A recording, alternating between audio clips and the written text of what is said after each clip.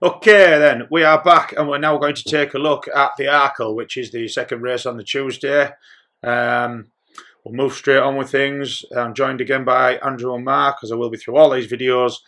And we'll start with you, Mark, on this one. Like I say, I think you're a big fan of Shishkin, mate, aren't you? I know favourites isn't your thing, but where are you with the race at the minute?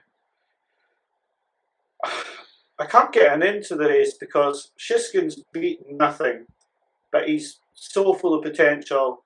He's the rightful favourite. He's jumped really, really well on his 2 rounds. He comes from a big yard that, are associated with 2 mile chasers, Arkle winners and champion chasers. And that means his price is so short, he's not a betting proposition, but at the moment there's no opposition until maybe tomorrow we'll bring an Irish contender.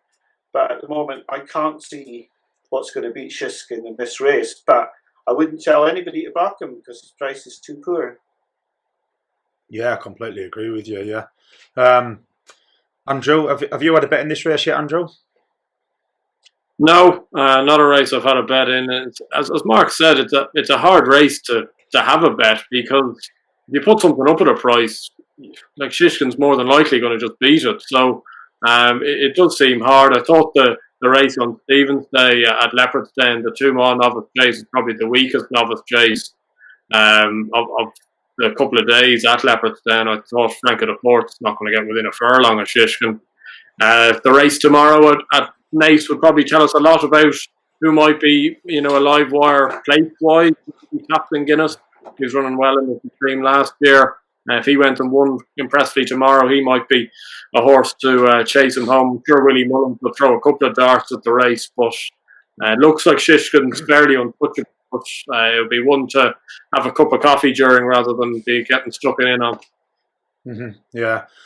Yeah, I can see that. I think Shishkin's very, very much the complete rightful favourite. I'm quite surprised a few bookies in a race like this, and one or two others at the festival, haven't started going betting without at the minute because I just think it would be a right thing for them to do. I think they'd see a lot more punters getting stuck in if they did that. The race tomorrow, obviously my most recent anti-post bet has been an Ergamine, and I'm really keen to see how he goes tomorrow. I'm hoping he's going to come out and wipe the floor with Captain Guinness and Blackburn, really stamp his authority on this division, because if he doesn't, Willie Mullins might throw something else at the race and send him elsewhere, which I obviously don't want to happen, but I'm fairly confident that he's going to win tomorrow. I think that last race of his was absolutely superb. The more I watch it, the more pleased I get that I've put him up. His time in the race was really, really good. Jumped fantastic all the way around. Just ran everything into the ground. Now, I know that was at the 2.5 mile, but he just strikes me as being the type that could do it over anything from 2 to 3. I think he's got the speed and I think he's got the stamina. And I'm hoping we're going to see quite a blistering performance tomorrow and really stamp his authority. And probably cut right in. I can't remember what he is at the minute. I think he was 25. I think he's coming a little bit to about 22s. So having already had that bet, that's where I am on the race. What's your thoughts, lads, on it's a discussion that goes on a little bit about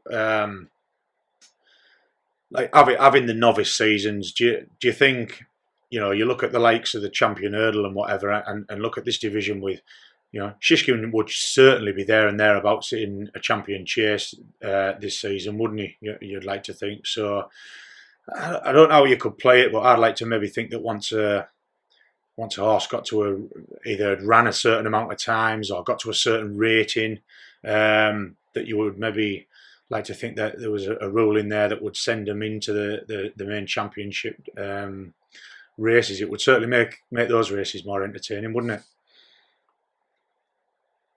Yeah, exactly. Look, there'd be we would add a bit more spectacle to it, but as Mark mentioned earlier, like Shishkin actually hasn't beaten anything over fences yet. Now he could end up beating everything over fences. I wouldn't say he can't, but I suppose for these horses, running in a champion chase after 2 or 3 runs in 4 or 5 runner races, like it's no different with Envoy Glen, who's beaten nothing either. So These are quality horses, but they probably do need the experience before getting involved in that. But you'd have to look at Shishkin and think this time next year he'd have to have a massive chance in the champion chase. Yeah, absolutely. Right, okay then. Well, we will knock that one on the head for now, and we'll be back very soon, moving on to our next race. Cheers all.